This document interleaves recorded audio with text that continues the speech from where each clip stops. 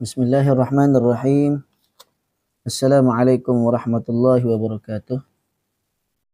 Alhamdulillah wassalatu wassalamu ala Rasulillah wa ala alihi wa sahbihi wa man wala.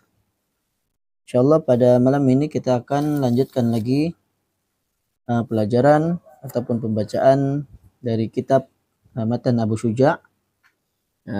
Syarahnya secara ringkas adalah At-Tadhibu fi Adillati Matnal Ghayah wa Taqrib fil Fiqh Syafi'i karangan Syekh Mustafa Dib Al-Bugha. Yang mana kali yang terakhir kita telah pun membahaskan berkenaan perkara yang tertinggal di dalam salat. Okay? Sama ada perkara fardu, sunat dan juga hay'ah. Adapun fardu yang tertinggal maka tidak perlu diganti apabila murni kerana lupa, maksudnya betul-betul terlupa, maka tidak perlu digantilah. Akan tetapi apabila ingat dan waktunya dekat, maka hendaklah dilakukannya ini diganti. Okay, sebagaimana yang telah kita ceritakan bahawa Nabi SAW pernah terlupa rakaat, kan? Maka Nabi pun diperingatkan oleh Dzul Khuwaisirah bahawa Dzul Yadain Dzul Yadain, seorang sahabat yang dipanggil sebagai Dzul Yadain, dia menegur Nabi bahawa Nabi terlupa ataupun terkurang rakaat. Maka Nabi melanjutkan solatnya lalu diikuti oleh para sahabatnya dan baginda menutupi dengan sujud sahwi. Okay. Sedangkan sunnah yang tertinggal maka tidak perlu mengulangi apabila sudah melakukan hal yang fardu. Akan tetapi hendaklah melakukan sujud sahwi. Maksudnya sunnah apa nih? Sunnah ab'ad. Sunnah ab'ad.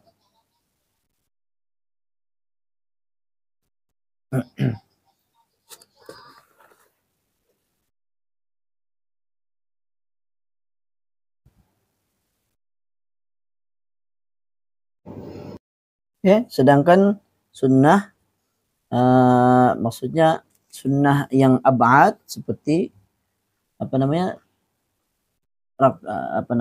tahiyat awal, okay, ataupun tasyahud awal dan juga doa kunut, maka yang tu hendaklah dilakukan sujud sahwi. Okay, tidak perlu diulangi. Contohnya kita sepatutnya duduk tahiyat awal tetapi kita terlanjur berdiri, kita sudah berdiri penuh, artinya rukun telah sempurna, maka tidak perlu duduk semula. Okay? Ini telah kita bacakan hadisnya, di mana Nabi kata tidak perlu duduk tetapi teruskan. Kemudian sebelum salam hendaklah kita melakukan sujud sahwi. Sedangkan hay'ah yang tertinggal maka tidak perlu diulangi dan juga sujud sahwi. Maksudnya sujud sahwi pun tidak perlu dilakukan. Apabila ragu, kemudian seterusnya keadaan ragu pula dalam jumlah rakaat, maka lakukan berdasarkan rakaat yang diyakini, yaitu yang paling sedikit, kemudian hendaklah dilakukan sujud sahwi. Bila ragu rakaat 3 atau 4, maka pilih yang paling kurang. Bila terlebih rakaat, maka anggap saja cukup. Maka sujud sahwi itu sunnah dilakukan sebelum salam. Adapun kalau terlupa sebelum salam, boleh dilaksanakan selepas salam. Baik, kita akan masuk fasal yang seterusnya.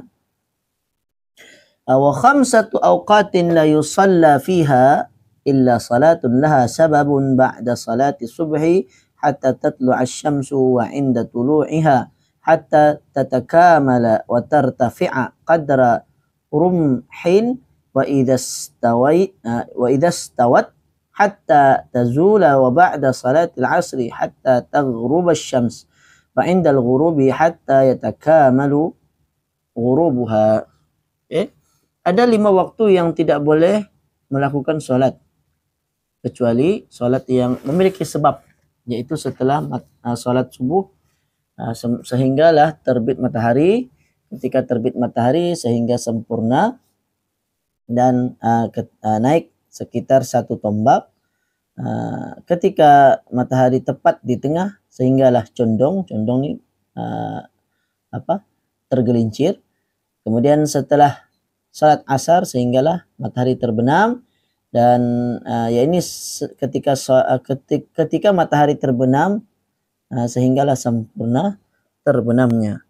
Okey, ada 5 waktu yang dilarang solat. Yang pertamanya selepas solat subuh.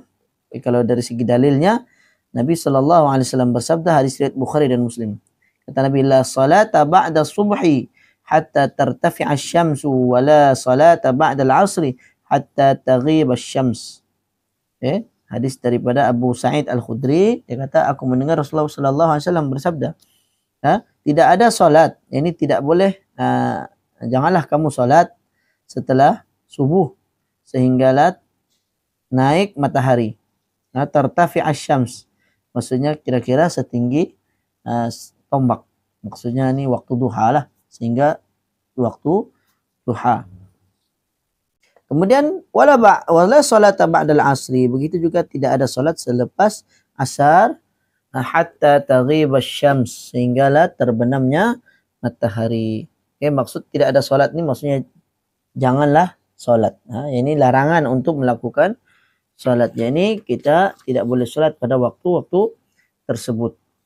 Jadi itu waktu yang pertama. Waktu yang kedua, waktu yang pertama tadi lepas solat subuh sampailah terbit matahari.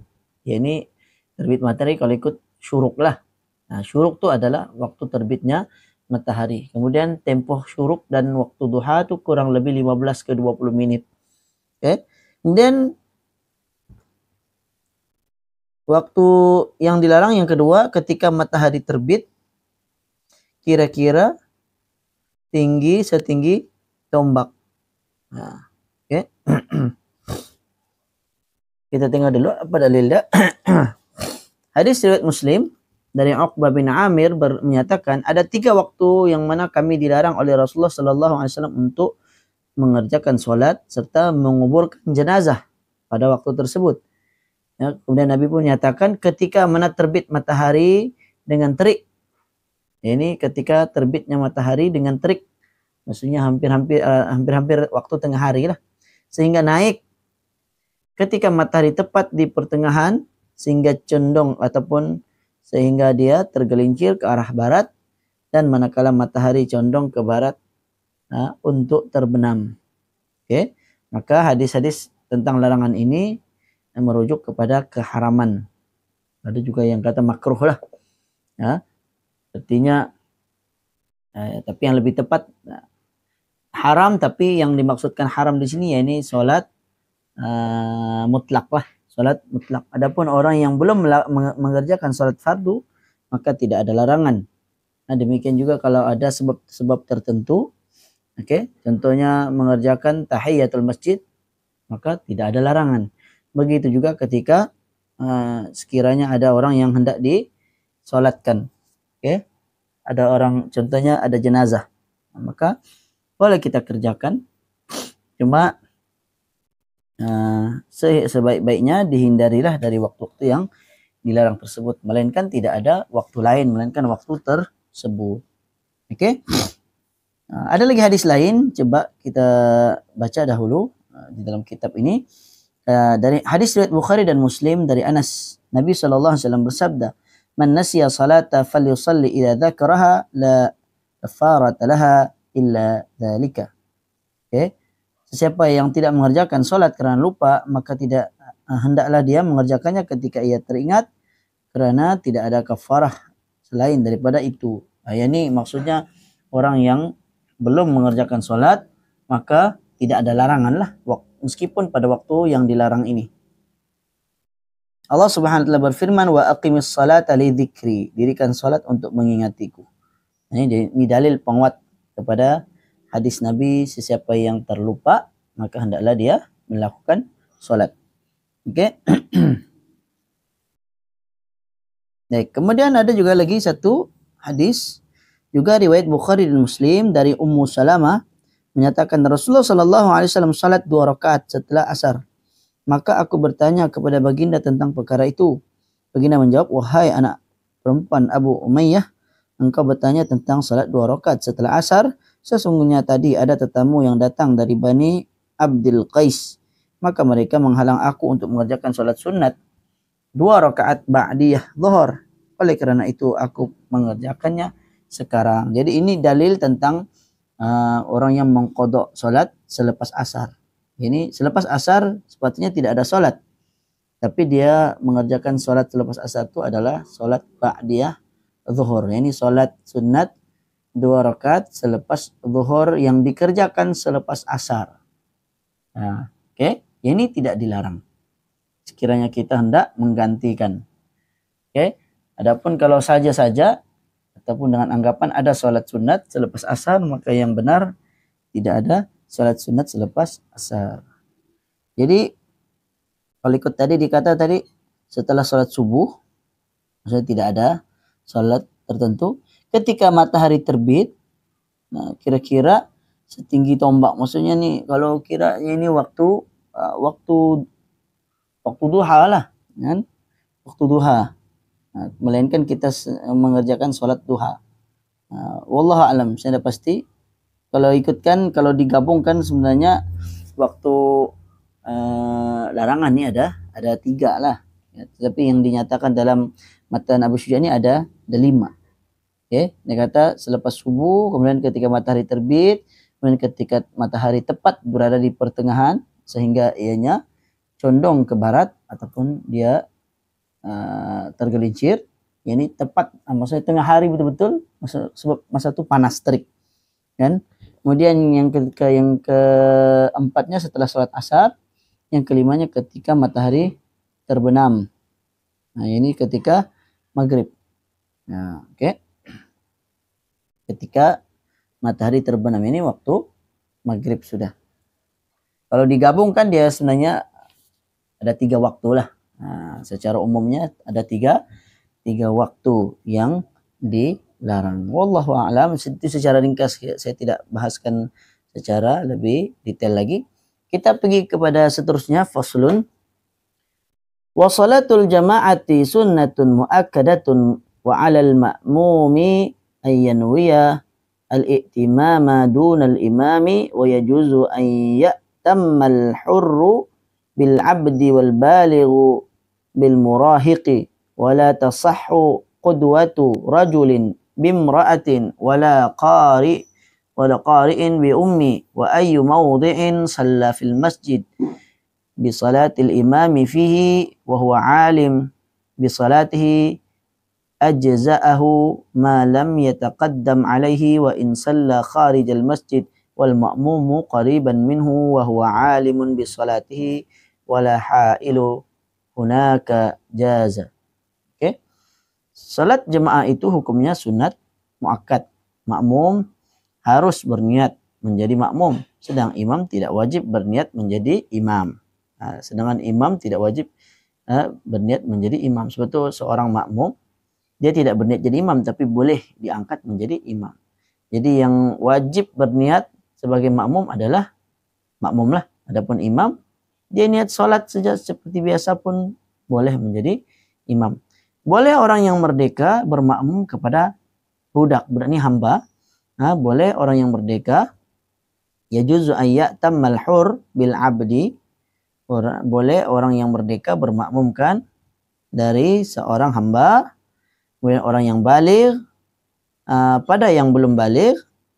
Jadi orang yang belum baligh pun kanak-kanak yang belum baligh tapi bacaannya semua sudah sempurna dan dia tahu secara salat, maka boleh menjadi imam. Seterusnya tidak sah wala tasahhu qudwatu rajulin, tidak sah lelaki bermakmum pada wanita, bimra'atin wala qari'in bi ummi.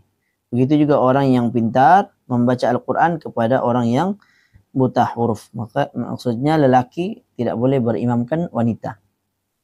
Okay. Kemudian begitu juga orang yang boleh membaca Quran tapi berimamkan orang yang tidak boleh baca Quran. Maka itu tidak sah lah. Sebab rukun-rukun solat pun dia perlu baca. Kalau dia tidak boleh baca, kan? Macam mana dia boleh jadi imam? Ini tidak sah. Makmum boleh solat di mana? di tempat manapun dari posisi imam di masjid, asalkan imam tahu sholatnya itu hukumnya sah. Makmum boleh sholat di tempat manapun dari posisi imam. Ini makmum dia nampak orang yang sholat, dia ingin ikut. Dia berada di kanan kah, di kiri kah, atau di belakang kah? Asalkan imam tahu yang sholat itu hukumnya sah.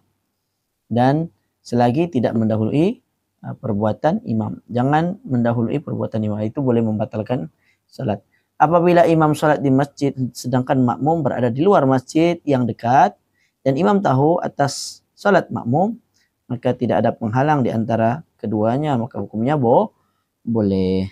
Jadi kalau imam di dalam masjid, makmum di luar masjid, hukumnya boleh. Selagi mana imam itu tahulah yang dia sedang diimamkan. Contohnya kalau masjid telah penuh. Jadi ada makmum yang berada di luar masjid dan tidaklah terlalu jauh lah, masih boleh tahu pergerakan imam, maka itu diperbolehkan. Dari segi dalilnya disebut tadi bahwa hukum sholat berjamaah adalah sunat muakkad. Ini berbezalah dengan mazhab Hambali. Mazhab Hambali wajib. Wajib.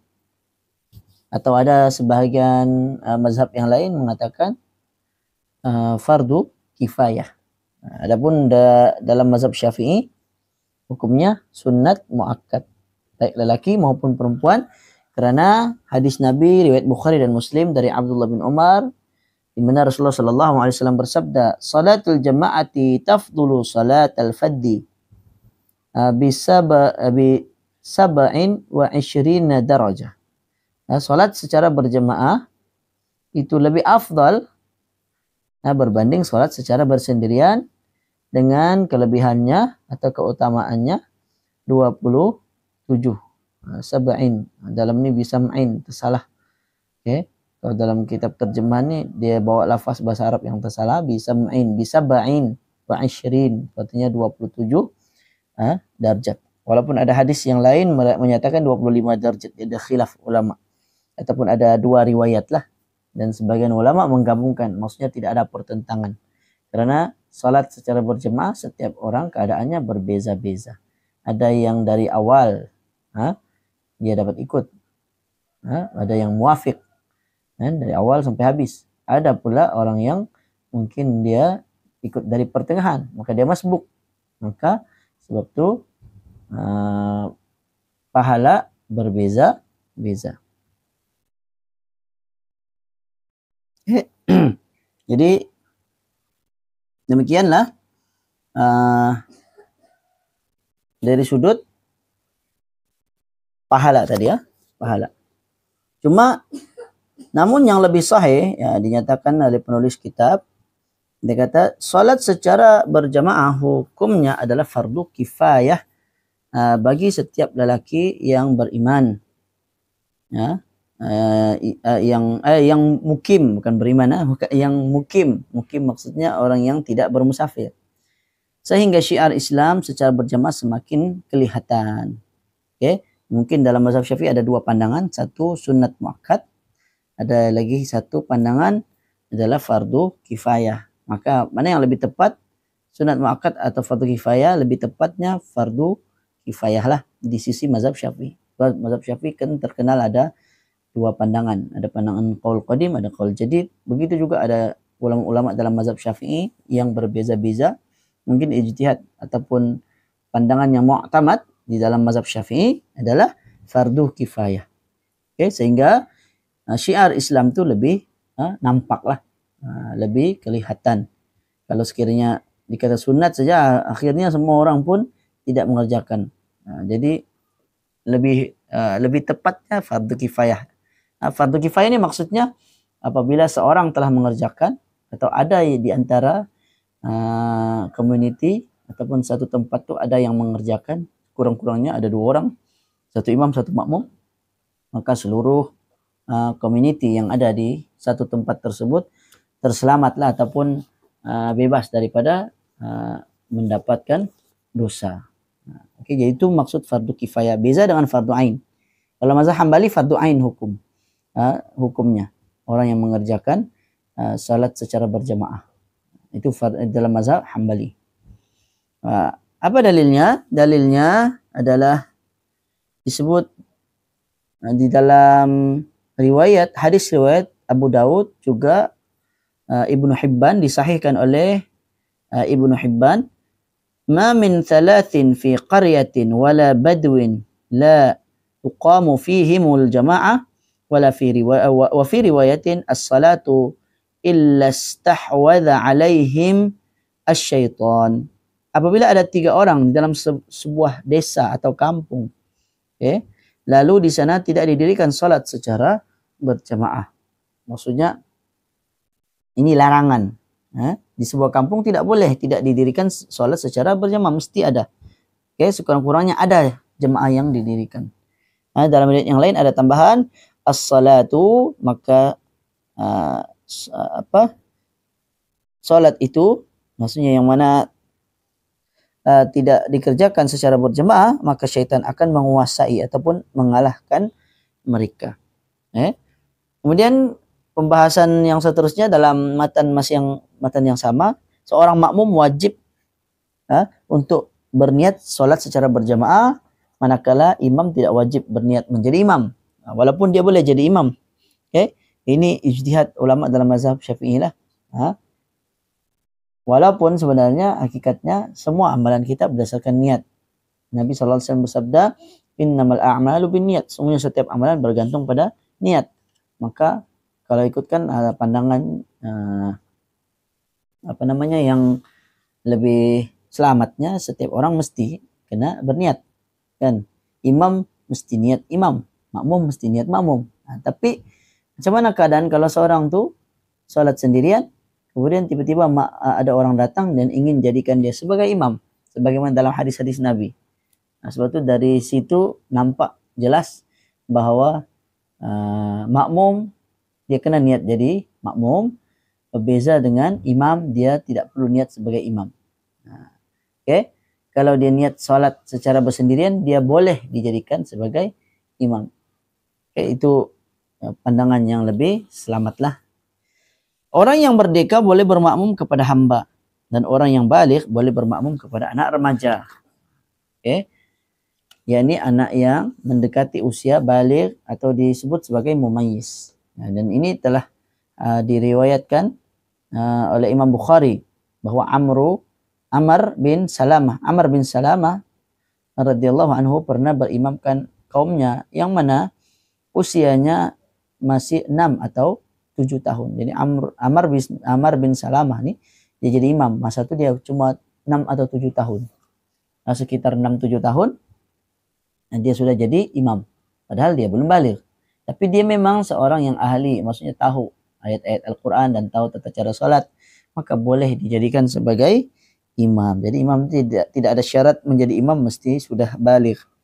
Tetapi ada syarat, yakni mesti telah berakal ataupun mumayyiz.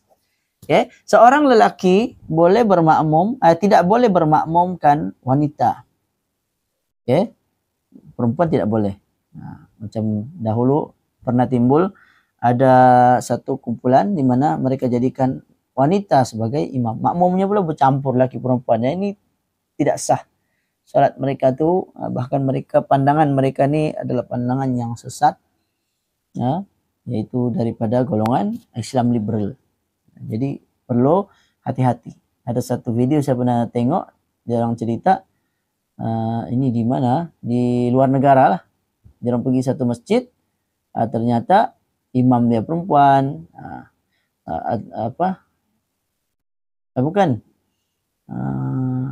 kumpulan apa tu? Saya lupa. Quranis, golongan yang tidak memakai hadis, hanya menggunakan Quran. Jadi dia orang ni macam tidak ada tata cara solat yang tertentu lah. Tapi mereka benarkan orang lain boleh solat. Jadi mereka ni agak bercampur sedikit. Dia sekali pandang macam seolah-olah golongan Islam liberal, tapi mereka mengaku mereka sebagai Quranis. ataupun Qur'aniyun dalam bahasa Arab, merujuk kepada golongan yang hanya menggunakan Quran saja. Ini pun golongan yang sesat karena mereka tidak menggunakan hadis Nabi. Sedangkan hadis adalah penjelas ataupun pelengkap, bukan pelengkap lah. Bukannya maksud Al-Quran itu tidak lengkap, tapi Quran dan hadis itu kedua-duanya wahyu yang memang diturunkan kepada Nabi Sallallahu Alaihi Wasallam. Dalam hadis Nabi, bu'ithtu, aku diutuskan,